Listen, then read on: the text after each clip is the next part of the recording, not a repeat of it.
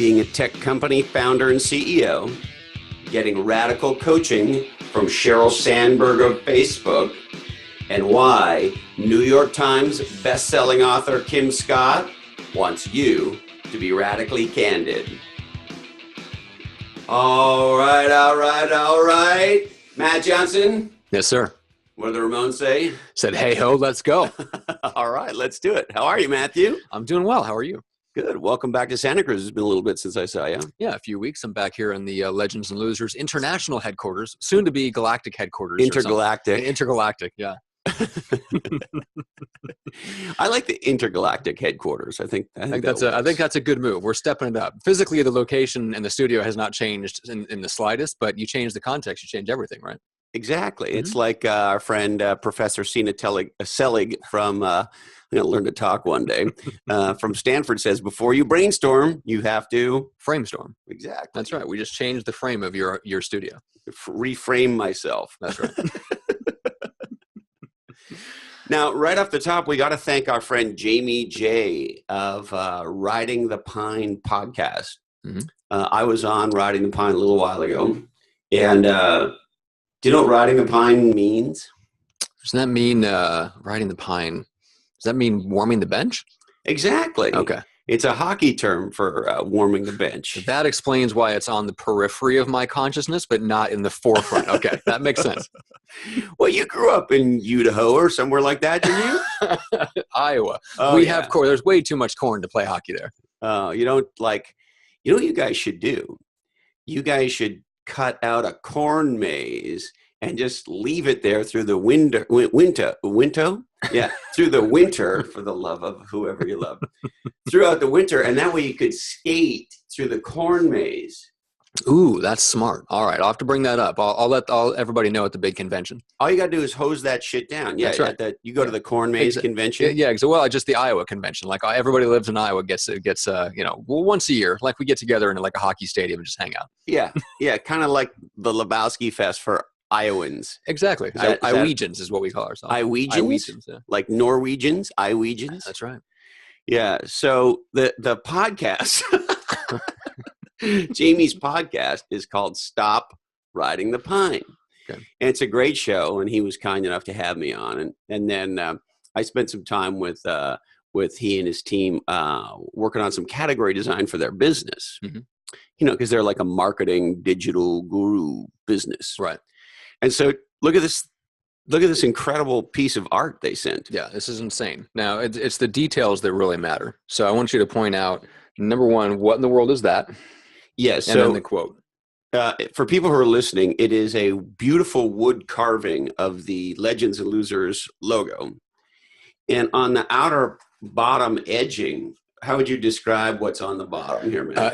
Here, if you're on YouTube, there you can see it there. Yeah, there are actual, I would say, stencils. Maybe the best wood carvings of your hens. They're all 6 of them are accounted for. They got 6. 1, 2, 3, 4, 5, 6. Yeah, they got the number right and everything. And then there is a Tom Waits quote underneath the Legends and Losers logo type, which is right up your alley. As you can see behind you, you have your Tom Waits poster. Yeah, and this is one of my favorite quotes from Tom Waits. Don't you know there ain't no devil? That's just God when he's drunk. A very appropriate quote for Christopher Lochhead. That one's right up there for me with Leonard Cohen's there's a crack in everything. That's how the light gets in. That's a good quote. That one makes me... Now, we also wanted to thank our friend Scott Athan off the top for his most legendary recent iTunes review. Mm-hmm. Do you want to say thank you to Scott? Yes. First of all, Scott, you are amazing. Did you want me to read the review? Well, I was so to blow away by it. I can't even talk. Yeah, I think you should. Okay. All right. Warning: Legends and Losers may ruin every other podcast for you. Scott goes on to say, so I've been listening to Legends and Losers since its inception back in February, and I've been trying to put my thoughts about this groundbreaking podcast into words. First of all, Legends and Losers isn't a podcast. It is a real cast. Most podcasts are BS interview shows featuring a host and a guest who each roll through their talking points without really having a dialogue. Christopher Lochhead can't stop chasing zebras down rabbit holes long enough to have talking points, and that is the beauty of it. Legends and Losers is like being in a conversation among friends, but the friends are some of the most amazing people in the world. Scott goes on to finish with, so listen with caution. You will get sucked in. You will laugh. You will learn. You will not be able to enjoy any other podcast the way you used to. Wowie wee wow. Yeah, it's a good one. Right? Mm-hmm. And I think he captured our mission maybe better than we ever have. Yeah, totally. Yep. I don't think we ever called it a real cast or anything close to that. But yeah, a conversation among friends where the friends are some of the most amazing, interesting people in the world. That's exactly what it is. Tom Schwab nailed it on the head a while back when he said it was like sitting behind you at an IHOP booth where you're talking to some legendary business or venture capitalist or athlete or whatever and getting to be a fly on the wall of that conversation, which I always loved that analogy because that's exactly what it is. And then we've adopted this new tagline, raging against business bullshit since 2017. That's right. And sometime from now, 5, 10, 15 years from now, that will sound like a long time. Yeah. Well, the funny thing is, and Scott nails it on the head, almost every interview we've ever heard in business or even in sports is pretty inauthentic in that there's an interviewer with a narrative and there's a trained professional with talking points and they just cross in the night, so to speak, and we never really get into anything. No. In fact, there's a lot of times that's the whole point, is to avoid getting into anything. They both have their talking points and they're on a mission to not let the other person steer them off. The other one I love, as somebody who's been on a lot of podcasts, I'll be on some other show. Okay. I won't name any names because I don't want to implicate the guilty, but we'll be 15 minutes in and the host will say, well, yeah, we're coming to an end. We're running out of time here, Christopher. So as we wrap up, what are the three main things? Blah, blah, blah, blah, and then, I'm like, what do you mean we're running out of time? There's no such thing as running out of time on a podcast. That's right. Anyway, Scott, thank you. We love you. You're precious and a treasure. And I love that you're on this mission to help us design a legendary life and a legendary business and to slay business bullshit. That's right. Now, speaking of slaying business bullshit, how do you like our guest today? Kim Scott is the perfect guest. So for Legends and Losers, for a show that's all about raging against business bullshit, she's about as close as it comes to it. She's on a definitely a fellow traveler on the same mission. Let's put it that way. Yeah, and when I read her book, I just had physical pain in my body regarding my need to reach out to her. I didn't know Kim as you didn't, right? And I just loved the name of her book and then started to get into it. And I thought, this incredible woman is helping to stave off my desire to throw myself off the Golden Gate Bridge. And for that, we thank her. Well, very much so, yeah, because I just find we're swimming in a sea of inauthentic bullshit. Yeah. And so there's all the inauthentic business media, which makes me want to kill myself. But then there's all the supposedly politically incorrect, or politically correct, mamby-pamby, indirect language that's sort of shown up in business. Yeah, words where nothing is actually really said. There's not an action verb to be found anywhere within the paragraphs. Well, yeah, and on top of that, everything is read between the lines. Back in my Mercury days, one of the reasons I love Mercury, one of the many reasons I love Mercury was, as a company originally founded in Israel, there was that Israeli Hebrew communication style that whether you were Israeli or not permeated throughout the company. Yeah. And so it was a very clear, very direct, no bullshit, not everybody gets a cookie kind of a place. Yeah. And, the other thing I was thinking about this in relation to our dialogue that you and I had with Kim is two things. Number one, when I retired after Play Bigger came out, I really sort of doubled down on this, what Kim calls radical candor. Okay. And because I found that I had allowed myself over my career as a business coach get sucked into more inauthentic, what I would call stupid conversations. And I said to myself after I retired, I said, "Self, we're not going to be in any stupid conversations again." And my definition of a stupid conversation is one I don't belong in. And so in Radical Candor, Kim gives us the tools for how to do that without being an asshole. And I got the radical candor part. Okay. I got to work sometimes on that. As Kim calls it, obnoxious aggression. Yes. I can slide into obnoxious aggression at the drop of a hat. That's right. The other thing our dialogue, Matt, with Kim made me think about was Bix Bixen on episode 15. Remember how Bix talked about the difference between what he calls the foreground conversation and the background conversation? Yes. Yep. And how reluctant people are to move the background conversation, to actually have the background conversation out in the open where it should be. Right. So we go to the meeting, we have a nicey nice, everybody tells us how wonderful we are, we get a cookie, and then after the meeting, they go to the bar and talk about what assholes we are. Yeah. And so ever since Bix made that sort of distinction, I've been thinking about, how can I in my life have the the background conversations in the foreground. No. And since our dialogue with Kim, how to do it without being the asshole, or what does she call it? What's obnoxious aggression? Yeah. So that's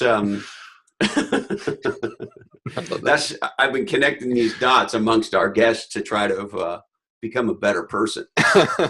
Well, we can all be a better person. So do you want to tell our legendary friends how awesome Kim is and kind of tee this dialogue up? All right. So Kim Scott is the author of the New York Times and Wall Street Journal bestseller, Radical Candor, Be a Kick-Ass Boss Without Losing Your Humanity. A little background on Kim. She led AdSense, YouTube, and DoubleClick online sales and operations at Google.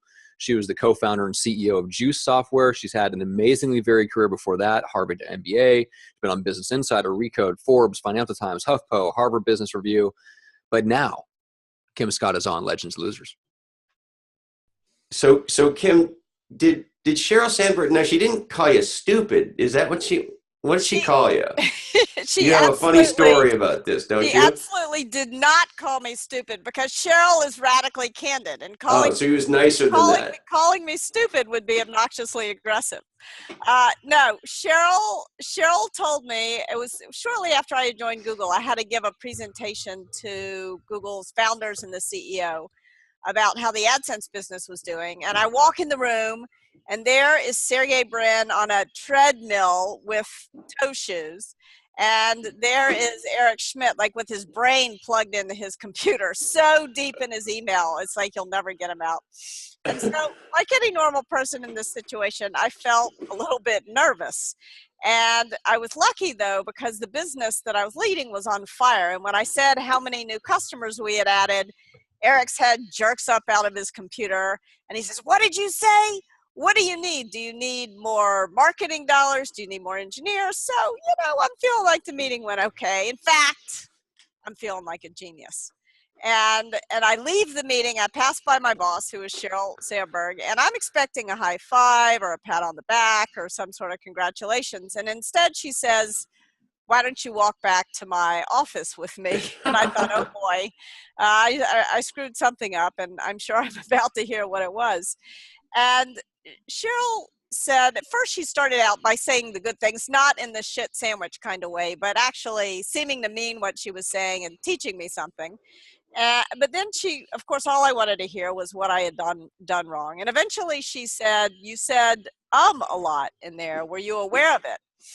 And I sort of breathed a huge sigh of relief. If that was all I had done wrong, who really cared if I had a tiger by the tail? And I kind of made this brush off gesture with my hand. I said, "Yeah, I know. It's a verbal tick. It's no big deal, really." And then Sheryl said to me, "I know a really good speech coach. I bet Google would pay for it. Do you want an introduction?" And I kind of make this brush off gesture again. I'm like, "I'm busy. Didn't you hear about all those new customers? I don't have time for a speech coach."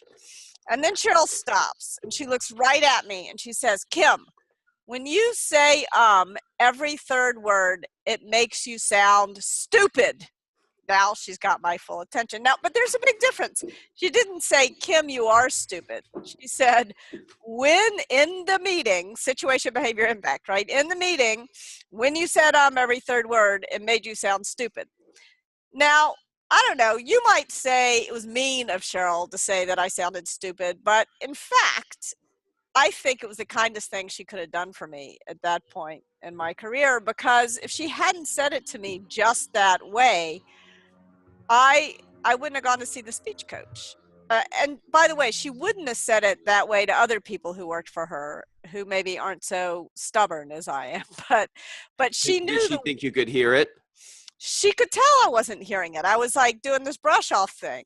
No, Quite but is that why she whacked you with it? Because she thought ultimately that you Yeah. would hear her? Yeah, and she was right. She knew me well enough to know the word that would penetrate my thick skull. And because, a cardinal sin at Google is stupidity. And so it was, Isn't it funny that you do a lot of public speaking these days? oh, look how much I owe to Sheryl. It probably wouldn't happen if I hadn't gone to see that speech coach. And I wouldn't have gone to see the speech coach if Sheryl hadn't said to me exactly in those words, when you say every third word, it makes you sound stupid. And the amazing thing about going to the speech coach was that I learned that Sheryl actually wasn't exaggerating. I really did say every third word. And the weird thing about that was I had been giving presentations my whole career. And I thought I was pretty good at it. I had raised millions of dollars for a startup giving presentations. And nobody had ever told me that I had this problem. I could have fixed it long ago if somebody had brought it to my attention. So why aren't we straight with each other about stuff like that? Yeah, that was exactly the question I asked myself after that. Like, why did none of those people in my whole career tell me? Why? It was like going through my entire career with my fly down, and nobody said, zip Right. your fly And up. is it because we think we're being nice? Yeah. Like, oh, don't tell Kim she sounds like a moron. Yeah. I think we'll just be nice to her. Yeah, I think there's a misunderstanding of what's nice. I boiled it down to two things: why we fail to tell each other stuff that it would be actually much kinder to tell each other. I think the first thing is that we're unwilling to challenge each other directly. We've been taught since we learned to speak. Tell me if your parents said this to you. If you don't have anything nice to say, don't say it at all. Did you have parents who said that to you ever? Yeah, and I never agreed with them about it. Yeah, but they pounded it into your head. Yes, they did. They did many times, repeated like it was gospel. Yeah, and that's the thing that's really hard, is that all of a sudden, at some point in your career, what's been pounded into your head is wrong to do is your job to do. And undoing training that's been beaten into you since, or hopefully not beaten, but reinforced since you were 18 months old, is hard. It's really hard. So I think that's the first thing. And then I think the second thing that makes us reluctant to tell each other what we really need to know is this notion that everything at work has to be professional. And I think the problem here begins around the time you're 18 years old. So it's not quite as deep-rooted a problem as the challenge directly problem. But around the time you're 18, 19 years old, you get your first job. You're right at that moment in your life when your ego is incredibly fragile and your persona is beginning to solidify. And right at that moment, somebody comes along and says to you, be professional. And I think for an awful lot of us, that gets translated to mean to leave everything that might arouse emotion or might be emotional at home and come to work, leave your humanity, leave the very best part of yourself at home and come to work like some kind of robot. And it's really hard to care personally about one another as a robot. And at the very heart of giving radically candid feedback is caring enough about that other person to overcome the awkwardness of whatever it is you have to say, because it's good for them to hear it. So you have a whole thread about, in order to be the right kind of candid, you have to care deeply about somebody. Yeah, at a personal level. Because like sometimes I want to be candid and smash people in the face because I feel like they deserve it. Yeah, And you have a term for that, right? that's called obnoxious aggression. But don't you have another term for that? Yeah, there's another term for that. That's called the asshole quadrant. Yeah, but sometimes people bring it out in you. Yeah, yeah. We all are there. I just had a conversation the other day with somebody who I was really mad at, and I went in intending to be radically candid, but I realized I screwed up. I handled. Were you just mad? I was mad and I was obnoxious as hell, and I can't imagine that in you, Kim. It happens. It happens to all of us, and I really upset a good friend of mine, and I feel terrible about it. So it happens. That obnoxious aggression. Yeah. But I guess here I want to get to where all this began. There's this thing. I moved to the West Coast 21 years ago, and there's this West Coast passive aggressive grin fuck thing. I will always smile and agree, and then secretly describe you as an asshole, and all of that.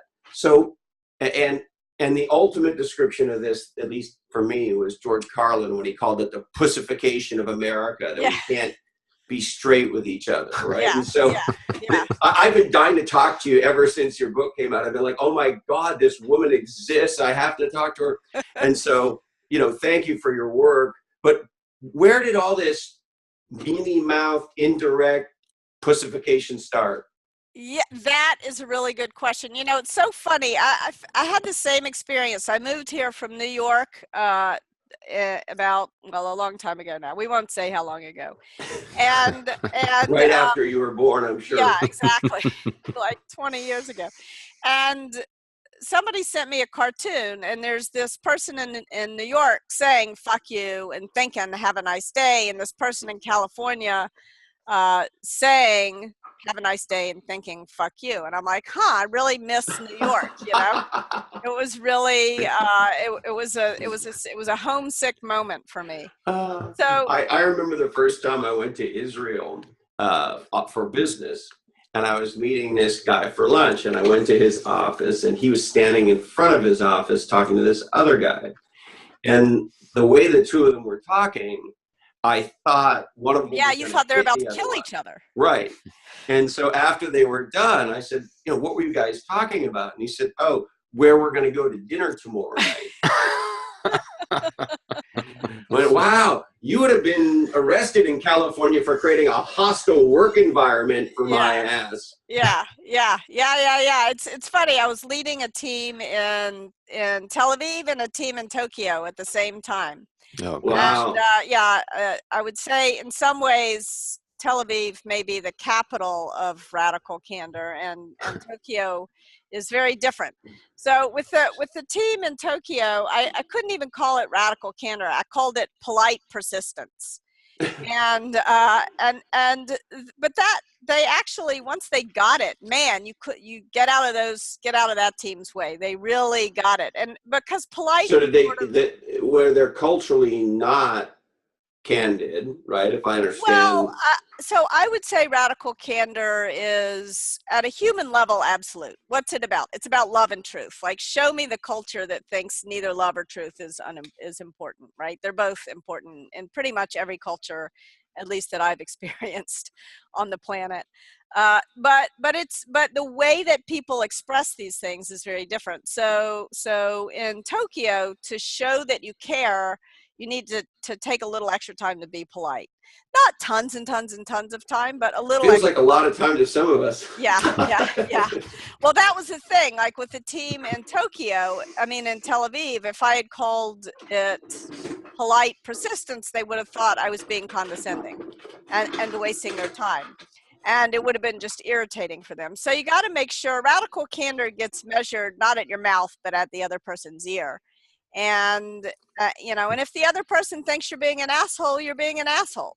And you've got to take a second to move up, to show that person on the care personally dimension, to show that person that you do care about them at some kind of human level. And it really doesn't have to take forever. In fact, for me, the origin story of Radical Candor came on the street of Manhattan. I was walking my puppy, golden retriever puppy, who I adored. And because I loved this puppy so much, I never had said a cross word to her, and she was totally out of control. And so she jumped into the street, almost got smashed by a cab. I pulled her out of the way just in time.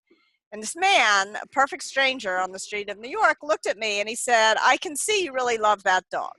That's all he has to do to move up on the care personally dimension. He doesn't have to know my birthday or my kids' names or any of that kind of none of that. No lunches, no drinks.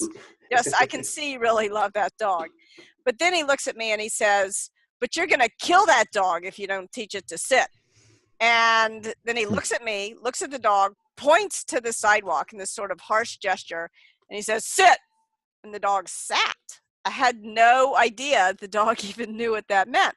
And I looked up at him in amazement, and he said, "It's not mean, it's clear." And the light changed, and he walked off, leaving me with words to live by, right? So it really... Sidewalk guru. Yeah, exactly. So hold on, Kim, let's make sure we underscore that. It's not mean, it's clear. Yeah. I love that. Yeah. And he did, but the key thing about that story is that he did take a second to say, "I can see you really love that dog." So in order to help somebody interpret what you're saying as not hostile, but as sort of you're trying to help them fix something that's broken, it doesn't have to take a long time. Say, "I want to tell you something because in your shoes, I'd want to know. I want to tell you something because I think I can help you fix it." It's all just stating your intention to be helpful as opposed to your intention to kick somebody in the shins because you're really pissed off at them can help you change your own mentality and remember that you're talking to somebody who you do care about at some level, or who at least you want to show common courtesy or decency to. But it seems like culturally we've shifted even far from that, where Yeah. we're not straight with each other. And so I guess, how do we go from a spoonful of sugar helps the medicine go down, which is sort of how I interpret what you just said, Kim, to I'm just going to bullshit and maybe even say the opposite, tell you were great when you sucked. Yeah. And somehow that makes me a better, how do we get to this Minnie Mouse place? Yeah. How do we wind up? And so what I call what you're describing is manipulative insincerity. And manipulative insincerity is what happens when you neither care nor challenge, where you just sort of bullshit the person. And I think that we got there culturally in part because as organizations grow, it happens much more in big companies than in little tiny companies. I've found anyway. As organizations grow, people perceive the risk. They exaggerate the risk of getting it wrong. So because what happens is that sometimes you will go and you will be radically candid. 9 times out of 10, it'll be a good experience, but 1 time out of 10, you'll get this sort of catastrophic reaction from somebody. And in a big company where reputations are so, where stuff is political, people are more afraid of the downside and they forget about the upside of being radically candid. But it was one of the things I really admired about both Google and Apple is that both of those companies went to great lengths to, didn't always, neither one is perfect, but they went to great lengths to encourage people to speak up when they saw problems. And when did we decide that other human beings were not big enough to get it straight? Yeah, it's and when did we decide that we weren't big enough for you and I to disagree and go at it a little bit? Why not? Yeah. Why is that a bad thing? It is a really good question. I will tell you, I was raised in the South, kind of born and bred for manipulative insincerity, especially as a woman. God forbid that I challenged anybody, especially a man. And Yeah, I mean, come on, who are you yeah, kidding? exactly. I remember like getting yelled at because I had a disagreement with a friend of my parents at the dinner table about recycling. And I wasn't allowed to have an opinion that recycling was a good thing because it was rude. So it did not come easily for me. It was a big struggle when I first became. I started this company, the software company, in 2000, and I remember I got an email from a bunch of people the same day, and it was an article that they were sending me, and the article said, I'd rather have a boss who's a total asshole but really competent than one who is incompetent but really nice. And I thought, is that because they think I'm an asshole or because they think I'm incompetent? And which one of these things is worse? And it was pretty clear to me that it was worse to appear incompetent and nice. And I think that, I mean, that was a big lesson for me, is that people actually don't mind it nearly as much as you expect them to when you challenge them. I think part of it maybe comes, I was thinking about this the other day. I was reading, I have twins who are 8 years old, and I was reading. Congratulations. Thank you. Yeah, a boy and a girl, very efficient family planning in the Boom. household. But anyway, I was reading this parenting book, and there's so much in parenting about being careful not to criticize your kids too much. And I think that's a good thing. I mean, you want in any situation, you want to focus on the good stuff and give more praise than criticism. But I think, What about the shit sandwich you talked about? yeah, the shit sandwich is bad. So there's a big difference between the shit sandwich and focusing on the good stuff. The shit Because sandwich. I think people get that shit confused. Yeah, and nobody likes it. So it's a great question. So the shit sandwich, the problem with it is that it's sort of a formulaic way to communicate. And anytime you get a formulaic way to communicate, you're not gonna sound very sincere. We'll put it that way. And so what happens is somebody thinks, okay, I've got to tell Kim that her gray sweatshirt sucks. And so they come to me and they say, not meaning it at all, I love your glasses. Your gray sweatshirt could use some work, but your boots are great. And now, like, what? And it's more important, it's a bigger deal when it's around something more substantive than my gray sweatshirt. So, well, and there's a lot of people that can get very confused and go, oh, yeah, I just got 2 wonderful compliments. Who cares about the gray sweatshirt? They don't even hear it, right? Because we're such a, how many likes did my Instagram post get world, that we're just collecting the likes. Yeah. Or the opposite happens, which is I'm sort of insecure, and maybe you really did mean it about the glasses, but because you also talked about my sweatshirt, I dismissed the praise. So I think the important thing to remember is one constant area of confusion is that praise tends to be associated with a way to show you care personally. But good praise will also challenge somebody directly. It'll challenge them to do more good work. It'll challenge the others around them to do that good work. It'll show them what success looks like and encourage them to improve upon it.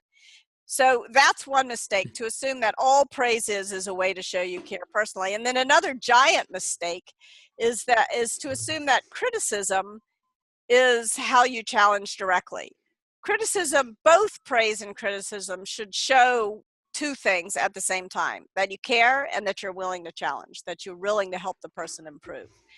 And so I think one of the problems with the shit sandwich is that there's this assumption that the praise is the way you show you care, and then you can kick them in the shins with the criticism, and then and that's not how it works. It results in bad praise and a bad criticism. Does that make any sense? Well, yeah, I was kind of going back to your example of the sidewalk guru in New York City. When you were telling that story, the first thing that jumped out to me was and you repeated it a couple of times, which is he emphasized, maybe unconsciously, but he started off not just by saying something nice, Uh-huh. not just something general. Like he met you, like in that moment, he met you right where you were at Yeah. emotionally. Like in the moment, you're Yeah. thinking, oh my God, like something almost happened to my beloved pet. Yeah. And he met you right with that right emotion. He didn't say, in that moment, he didn't say something nice about your clothes, No. right? He met you right where you're at. And I think that's the problem. You mentioned that that communication formulas end up being horrible, and they're misused, and that's why, because they use the formula but they miss the spirit behind it. They don't Yeah. start off with meeting people where they're at emotionally, like really connecting with them on the right thing, and then moving into the criticism. Does that make sense? Yeah, that's exactly right. Okay. That's exactly right. So what is, you mentioned the one little phrase, like the type of praise that ends up raising, I don't know how you phrase it again. Was it praise that raises performance, or that sets the bar even higher and gives them the ability to go higher? Can you Yeah, go a little bit deeper on that? What do you mean by praise that does that? really good praise shows people what success looks like and feels like. So for example, when I was leading a team at Google, there was a woman who had come up with a simple idea. It was a big chunk of the team was doing email support. So Okay. they had to send the same email out to customers every day, and it was tedious work. And this one woman came up with the idea of using programmable keypads. Not like a revolutionary idea, but nobody else had had it for the previous 2 years, and that one idea increased efficiency of the team across the board 30%. So it was a big improvement. And it was really important to me when I shared that with the team, that I explained to them sort of the implications of this. And it may not have been totally clear to everybody. I said, not only did she improve efficiency across the board by 30%, but we're not going to like start firing you all because you're 30% more efficient. You just have 30% less grunt work to do, and now all of you can think of innovations like that one that are going to continue to eliminate the grunt work so that you all can do more interesting work. And then I showed this graph of how these seemingly small innovations over time had improved efficiency of the whole team like hundreds of percent. It was the way that that team was able to grow revenue 10x and keep the size of the team the same, and everybody's careers grew tremendously because of it. And so I think that when you praise people, you want to take just as much time to understand the details of what they did and to explain the implications of what they did as you would if you were criticizing them. One of Well, my Go yeah, ahead. and it sounds like you, I don't know if you expressly did this or not, but you linked it to two things. You linked it to efficiency, but then creativity and problem solving within the business. I mean, in other words, you kind of linked that praise back to one or two of what I would imagine be like the core values for either the company or at least that team. Yeah. And it wasn't just about sort of creativity for the team. It was about you and your careers. I mean, making Google more efficient was good, but it wasn't like Google's margins were suffering. So that was You like mean the company that prints money in the basement? That company? that where the money was flying out of the vents, So that was a little motivating, but not enormously motivating. But what was motivating to people was being able to work on cool stuff and to grow in their careers.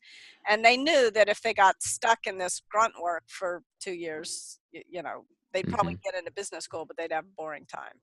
The other thing, Kim, I love about what you're saying is I remember being in management and having this moment where I realized there are a lot of people who don't know what a result is. Yeah, it's amazing.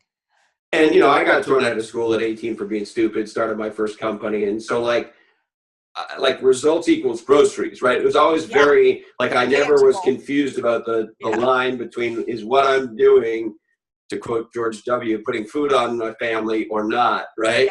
Yeah. But That's a connection that gets either never established or broken or I don't know what. But there's a lot of people, and I find today, and maybe I'm turning into an old grumpy man, you can tell me, but there are people who get confused with the number of shares your Facebook post gets, like that's a result.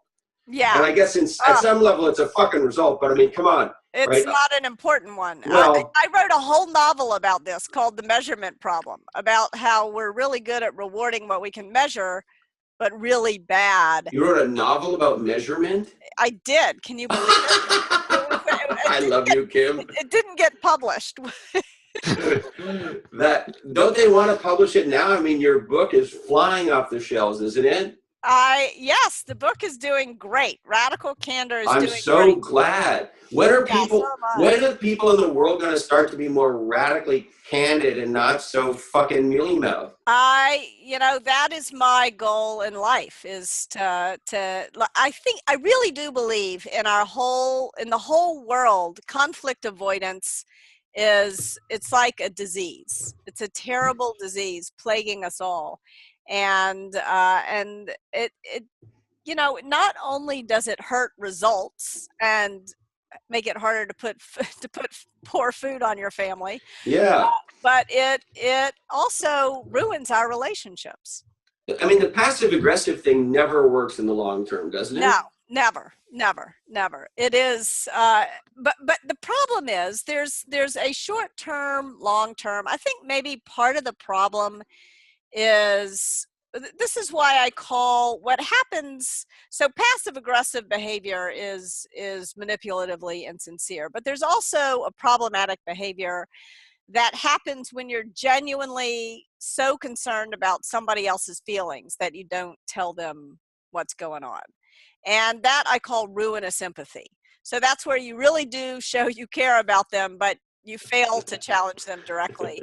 And there's a fine line between ruinous empathy and manipulative insincerity. I tell a story in the book about Bob, this guy I hired. Well, his name isn't actually Bob.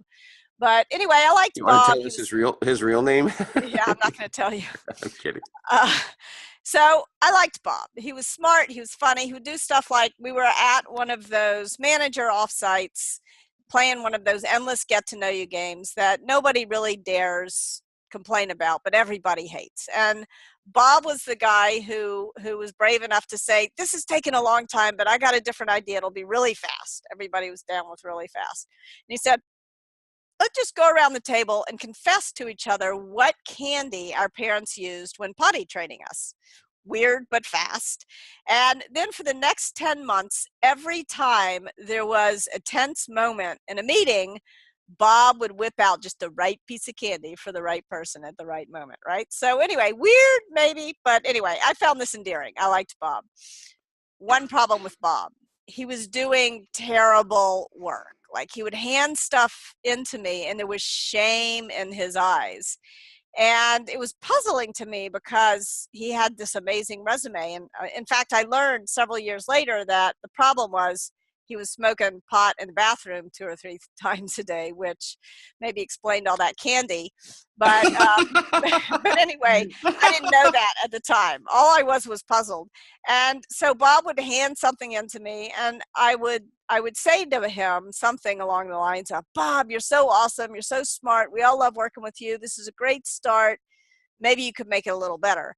And he never did. And this went on for about 10 months. And eventually the inevitable happened. And I realized that I was going to lose half of my team if I didn't fire Bob. And so this was a case in part of ruinous empathy. I liked Bob. Yep. I didn't want to hurt his feelings, but it was also a case of manipulative insincerity, because Bob was like a sensitive guy. And I knew that if I criticized him too harshly, or I was afraid that if I criticized him too harshly, he'd start to cry or something in the office. And then everybody would think I was a big old bitch. And I didn't want that. I wanted to be the loved CEO of the company. I wanted to be the good leader. that everybody liked. And as a result, I totally screwed up, didn't tell Bob. And when I finally sat down to tell him where things stood, like 10 months after I should have started, he pushed his chair back from the table and he looked me right in the eye and he said, "Why didn't you tell me?" And as that question was going around in my head with no good answer, he said, "Why didn't anybody tell me? I thought you all cared about me." And that is how I think this dangerous interplay of ruinous empathy and manipulative insincerity play out over and over and over again at work, in our relationships, often at home or with friends or whatever. It's dangerous. I get emails all the time from people in education, from cops. It's really hard to break through that instinct that we have to repress what we're really thinking and feeling, and both because we're afraid of hurting the other person's feelings, but also because we're afraid of our own reputations. And it gets so culturally ingrained in some companies. Yeah. Like, is it really possible to slay that dragon? It is actually. I have found in a number of different companies and cultures that, again, radical candor gets measured not at my mouth, but at your ear. So if you are attentive, if you're both self-aware but relationally aware, if you're attentive to how the other person is reacting, and if you can, when you see them getting upset, instead of backing off your challenge, which is our temptation, instead, if you can move up on the care personally dimension, if you can say, "Look, I can see I've upset you. I'm sorry I've upset you. That's not my intention. My intention is to help you improve this thing." Again, this is the kind of stuff that doesn't have to take forever. It doesn't cost any extra money, but it takes enormous emotional discipline. And that, I think, is what is so hard about radical candor. But what do you think? Why is it so hard? It's a bit of a mystery to me, to be honest, as well. I've always been told I'm somebody that is, quote, too candid. So it's being candid is not something that I've had to work on, Kim. So I have to work on. You weren't raised as a girl in the South. No, I was not. And I'm very fucking blunt. And that's just, yeah. And now over the years, I've learned to do it with compassion. Yeah. Right? Because I've been crushed by others myself. But I love the people who've crushed me, because the people who crushed me are the people who made me. And I needed to get hit by a 2x4. Yeah. And I still occasionally, as evolved as the person you see today is. You still sometimes need a 2x4. Yeah. But I guess, and I'm not sure I could tell you where or why, I developed fairly early an absolute, complete disdain for anything that was indirect, anything less than direct, and anything that wasn't, that was bullshit spin. Yeah. Right? Like, we all know what the fuck's going on. Right? And so when the company releases the email that says that the fucking asshole criminal CEO decided to retire to spend time with his family, we all know that's fucking bullshit. And what drives me crazy is the asshole CMO who signed off on that, as a former CMO, I get to say this, doesn't understand that by communicating like such fucking shitheads, they undermine the entire credibility of everything that comes out of their company. Because if you lie to us about that, then what the fuck else are you lying about? And so on, right? And of course that happens at the corporate level, and it happens at the individual level. And so it's always made me crazy. And I've had to learn over the years to try to be more loving and throw less elbows. And hopefully I'm getting a little better. But still, your work tickles the ivories of my soul. I'm so happy to hear that. I'm so happy to hear that. And I'm happy that you're getting success, because I'm very curious. You're this big time executive. you've started companies, you're an entrepreneur, you've raised all this money, and then you decide to then write this book that everybody should fucking read. But now, instead of being an entrepreneur in that classic sense, you're out trying to teach. I don't know if do you go outside the West Coast? You're just trying to teach the West Coast not to be pussies. Oh no. I go all over the place. I go. In fact, the global tour is beginning. The book, Are you opening for the Stones? I wish. Wouldn't that be awesome? That would be fun. Yeah. So what I am trying to do is to answer the question, and I don't have a perfect answer, to be radically candid, of why this is so hard. Because it seems like people, one of the things that has been really interesting since the book came out is that people really want to be radically candid, but they don't actually want to have the conversations, right? So yeah, why is it that almost everybody admires and respects the person who's candid and direct, and like very few people fucking actually are? Because it's scary, and because let's try to figure this out. Here's a few theories, but I think there's more to it. I mean, I think there's a deep cognitive behavioral therapy that is needed in order to help. And I'm not I'm an entrepreneur and a writer. Does this discussion require whiskey or electric shock therapy or both? Yeah, whiskey, I think. Whiskey. Okay, well that we got lots of. Do, yeah. A little vodka, little scotch, that'll help. Excellent. Now we're talking. Yeah, but not too much. Too much, takes you to a different place. Well, you know what Mae West said.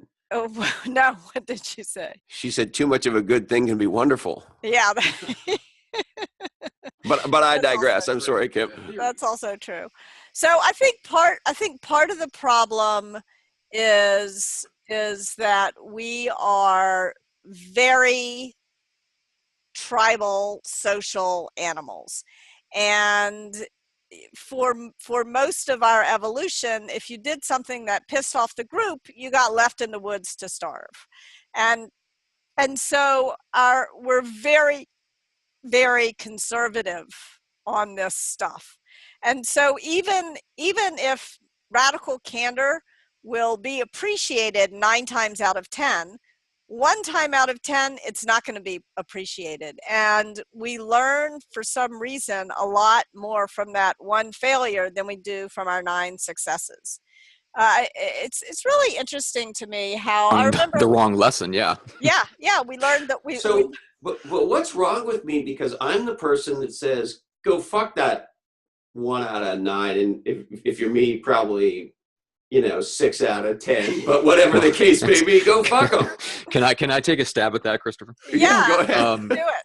So I think what it comes down to is you're one of those guys that is obsessed with the results, and we touched on this very briefly earlier. Yeah. But I think a lot of people, if you get into the real stodgy corporate world, they are insulated from their results, the direct results of their actions, by the structure of the company and how removed they are from the marketplace. Now in startups, maybe not so much, but then you have venture capital money that can also insulate them from the market because they have such a long runway that they don't, the immediacy isn't there. So I think, there's a lot of that where, Chris, you are 100% obsessed with the results, and not just that, but you're obsessed with the right results on the way to getting the result that you want. And that's your obsession. That's not most people. Right? Most people are interested in the experience. This is business. I know, but people are interested in the experience, not the result. I think also, I think a lot of people are, if they have to make a choice between being successful and being a nice person, they'll choose to be a nice person. And I think part of the reason why radical candor resonates is that it explains it's not so nice after all. And if you want to actually be a kind person, you do have to speak up. Well, and there's 2 sets of results, right? So as an executive, you have a responsibility, an ethical, moral duty to make that company as successful within ethical boundaries, legal boundaries, to make that company as successful as possible. That is the result you're going for, not keeping nice relations necessarily within the people that you lead. Now, if you are, let's say you're a business coach, performance coach, or whatever, your obligation is to the person That's a different setup, right? So you're going to be empathetic, and your main result is to get that person to get the best results for their life. You, as a leader within a team, within a business, what's best for them is not your highest priority. Your highest priority is the result that the business is setting out to achieve. Yeah, And if they're the best person for it, yeah, I'm not you know, sure. I'm not sure that I totally agree with what you're saying. how dare you? I know. I'm done. I'm totally done. I'm going to challenge you directly. This is those 1 out of 10 times. You're not totally wrong, but I think that in order, I mean, let's take Steve Jobs, who really did not. I think we can all agree, like he did not pull his punches, and there's a section in Radical Candor in the book where I explore the perilous boundary between radical candor and obnoxious aggression, and Steve Jobs explains why he would sometimes tell somebody your work is shit, which on the surface sort of sounds like obnoxious aggression. But he goes on to explain that when you're a leader, it is your job, it's your duty to the whole team, not just to the business results, but to the individuals on the team, to help them do the best work of their lives, and to tell them in terms that leave no room for ambiguity when their work isn't nearly good enough. Not when they are not nearly good enough, but when their work is not nearly good enough, while at the same time leaving no room for doubt that you have confidence in their abilities, if you have confidence in their abilities. And that's a hard thing to do, he explains. And, if you look at, I believe what's at the very core of a leader's ability to get great results from a team, a leader is responsible for three things: feedback, building a great team that achieves results. You give a team feedback to get results. Like, that's how you move forward as a leader. But at the core of your ability to do that are good relationships, actually. So I think that your relationships are pretty central to your ability to be an effective leader who gets results. If you think that you can create a culture of feedback, build a cohesive team, and achieve results collaboratively without good relationships, then you're kidding yourself. So power and control work. They work especially well in a baboon troop or a totalitarian regime, but hopefully that's not what we're shooting for here today. I don't know, baboon troop kind of sounds kind of fun. It's like a flock of monkeys. Exactly. So now, Kim, I know we don't have you for very much longer. Anything else before we wrap? I think the most important thing is to use this framework. Just remember, care personally, challenge directly, make sure you're doing both things at once, and just be aware when somebody else's emotions are backing you off your willingness to challenge them, or when you're so worried about somebody else's feelings that you're backing off your willingness to challenge them. But also be aware when you're getting in a situation where you're so pissed off at somebody, you no longer care about them in that moment, and you're being obnoxiously aggressive. The problem with obnoxious aggression is the problem with being an asshole is that you just engage somebody else's lizard brain. And at that point, you may as well just shove earphones in their ears. Can we fight? Can we fight at work? Can we just fight? Just have a fist fight and have it out that way? Not a fist fight, but you can argue with great intensity. See, sometimes I think if you just got to square off, it would change things. Well, look, I am 5 feet tall and really weak, and I would not fare well in the world in which we have to decide by fist fight. So I don't know. My wife is 5 feet tall, and she could tear the head off most 6 foot guys. Yeah, she's tough. She's tough. I'm not tough. Oh, I don't know. You seem pretty tough to me. I'll fight with you all you want. I'll argue with you all you want.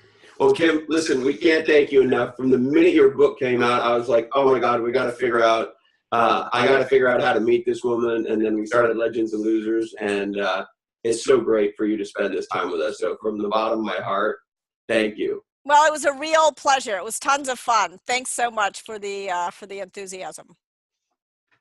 Be legendary, my friend. All right, be legendary. Whew. Matthew, how do you like that? That was a good one. That was a lot of fun. Yeah, she's really fun, really insightful. I love that she was willing to play along with us. Yes, that is the most fun part. So, and coming from someone that writes a book like that, you can expect nothing less, and she brought it. Yeah, she sure did. And I think she's been sent here by the Lord to do the Lord's work. That's right, the Lord's work. That's how important I think radical candor is, as opposed to mamby-pamby bullshit, which is what we seem to be swimming in business. That's right. So you must know 5 people who would love this episode, wouldn't you? Mm-hmm. What do you think our legendary friends should do with those 5 people, Matthew? They should message each of them right now with a link to this episode. Share it right now. And if you haven't checked out our brand new legendsandlosers.com, we would love for you to do that. Mm-hmm. And before we wrap the show, why don't we talk a little bit about our Thanksgiving survival pack? That's right. All right. So if you are the type who needs a little time away from the family, or if you're traveling to see them and you got a lot of time in the car or on the plane to kill, where you are going to be cramped with a bunch of other people that you really don't like, on the way to go to see your family who you only marginally like, what you should do is you should download the Legends and Losers. Is it really that survival bad? Pack. Not for me, but the traveling definitely, yes. Yeah. So given we realized you were going to be spending a lot of time traveling, week of American Thanksgiving, November 20th, and you might have your Auntie Sally or your uncle. What would be a good uncle name? Mort. I feel like Mort is Uncle a good Mort uncle name. Yeah, I like that. I like Morty too. Morty's good. Yeah. Yeah. So if Uncle Morty's chewing your ear off, you just stick in the other ear an earbud and press play. That's right. So let's tell our legendary friends who's in the survival pack. All right. So we have the second part of our conversation with Mark Devine. That was actually recorded on location in his SEAL Fit headquarters in Encinitas. That's Commander Mark Devine of the U.S. Navy SEALs. That's right. Yeah. Author of The Way of the SEAL and Unbeatable Mind, among other books. We also have Dushka returning to the show, triumphant return. I believe it's her 3rd episode. That's first going to be a 3-time guest. That's right. We have John Rulin, who's going to talk about the power and impact of gift giving. We have Coco Brown from the Athena Alliance, and that's going to be a really interesting / controversial episode because you guys get deep into some of the allegations that have come out recently, the Harvey Weinstein, the Travis Kalanick, all this stuff that's going on, and we get her perspective on it, right? Yeah, and this is, I think, a conversation that a lot of colleagues are having in business today about women in business, women in tech. Yep. Obviously, there's a huge discussion that needs to get had about sexual harassment and bad behavior and corporate culture. And then there's the mission of Athena, which is to actually help powerful, successful C-level executive women get appointed to boards of both public and private companies, and the stats there are pretty shitty. And so the thing I love about the dialogue with Coco is, I think this conversation, if I could call it women in business broadly, is on fire right now. Mm-hmm. I mean, it's never been more on fire. Yeah. And I think it can be challenging for some of us to have an authentic dialogue about that. Yeah. And so we give it a whack, don't we? Yeah, it's a pretty good whack at it, yeah. And most importantly, I mean, Coco's amazing. Mm-hmm. Right? So she's articulate, she's smart, she's incredibly successful, multi-time entrepreneur, multi-time CEO, and she's fun. And so it is in some cases it can be a heavy topic today. Mm-hmm. And I know, some women are afraid to talk about it. I know some men are very afraid to talk about it, but it needs to get talked about. Mm-hmm. And we need to come together as human beings and talk about how we design legendary businesses and legendary lives. Yeah, well, it's exactly what you're talking about, bringing the background conversation into the foreground. That's what that conversation is. And then we have Manny. Yes, the legendary Manny Camara. Mm-hmm. And he is one of my absolute favorite people. He joined us with his friend Keiichiro Yoshida. Jeez Louise. Those are always a challenge for a moronic dyslexic. But Manny is the category designer of a new type of physical therapy, if you will, called mixed method recovery. Okay. And Keiichiro is a real leader in corporate wellness. And here in Silicon Valley, and the two of them do a bunch of work together as well as work on their own. And so we have this amazing conversation about how to produce a breakthrough in your own body's ability to recover, some neurology, how to stimulate your neurology in the right direction, and how to design a company in the context of this new concept of corporate wellness. Okay. Yeah. So it's Sounds a powerful conversation. Very, very cool. All right, so that is the Thanksgiving Survival Pack. So all 5 of those episodes will drop for you guys the week of Thanksgiving. Plenty of time for you to download all of them, have them on your phone. So whether you're traveling, if you're going to be on a plane, if you're going to be in a car, or some other form of wheeled conveyance device, you can have all 5 of those episodes with you and get you through all the way through the Thanksgiving trip and back. All right. We would like to thank Equity Directory, connecting startups to the talent and resources they need to build a legendary business. OneLifeFullyLive.org, the nonprofit helping you dream, plan, and live your best life. HarperCollins Instant Classic Play Bigger, how pirates, dreamers, and innovators create and dominate markets. Pick up 3,000 copies today. PursuingResults.com, which we happen to produce legendary podcasts, but also this one. Which we appreciate. Yeah, thank you. Sometimes you got to stoop down there. Bixen 2, helping senior executives produce the legendary results they need by hacking the future. That's right. One of the top podcasts in the world, Achieve Your Goals, with our friend Hal Elrod and John Berghoff. Our good friends at Interview Valet, the leaders in podcast interview marketing. If you're a thought leader, get your leading thoughts on some podcasts at interviewvalet.com. Island Angel Caring, professional nanny certified in CPR and first aid caring for your little angels on Maui at islandangelcare.com. Habitat for Humanity, building new futures. Tahoe Truckee Homes. Buy a house in Tahoe, make your mountain dream come true. TahoeTruckeeHomes.com. And our friends at Rapid Media, legendary marketing and communications results in beautiful Australia at rapidmedia.com.au. We would like to remind you that today's information is provided to you solely for informational purposes. This oddcast is the sole property of the Legends and Losers Oddcast Network, and please share the shit out of it. We'd like to remind you that Legends and Losers is produced in a studio that clearly produces nuts, yeah? Yes. But is also never tested on animals. We'd like to remind you to teach entrepreneurship. Keep your eyes on the road and your hands on the wheel. Listen to Tom Petty. Introduce 2 people you love to 2 podcasts that you love. It's okay. Go ahead and pee in your wetsuit. Oh, that sounds gross. We love you, Dandy Candy. Thanks, Mom and Dad. And Chris, I think this oddcast really ties the room together, don't you? I think so too, Matthew. And today our apologies go out to Harvey Weinstein. Sorry, Harv. We just ran out of time for you.